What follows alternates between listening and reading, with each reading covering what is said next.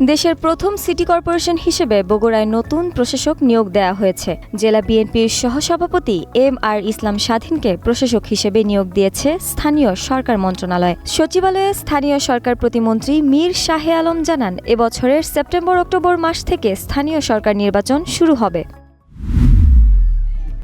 পানিতে ডুবে নাটোর, মাগুরা ও জামালপুরে ৬ শিশুর মৃত্যু হয়েছে। দিনের বিভিন্ন সময়ে এসব দুর্ঘটনা ঘটে। জামালপুরের মাদারগঞ্জ ও বকশীগঞ্জে পানিতে ডুবে মারা যায় ২ শিশু। নাটোরের বড়াইগ্রামে পুকুরে ডুবে ২ শিশু প্রাণ হারায়। এছাড়া মাগুরায় পানিতে ডুবে একই পরিবারের ২ শিশুর মৃত্যু হয়েছে।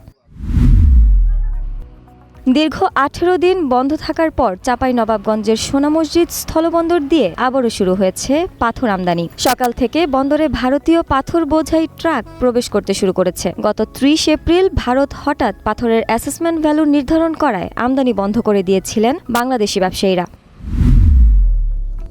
ভূমি সেবা যত দূর সম্ভব সাধারণ মানুষের দোরগোড়ায় পৌঁছে দিতে হবে বলে মন্তব্য করেছেন সমাজ কল্যাণ প্রতিমন্ত্রী ফারজানা শারমিন পুতুল। সকালে নাটোর জেলা প্রশাসক কার্যালয়ের চত্বরে আয়োজিত এই মেলার উদ্বোধন করে তিনি আরও বলেন, ভূমি সংক্রান্ত জটিলতায় মানুষ হয়রানির শিকার।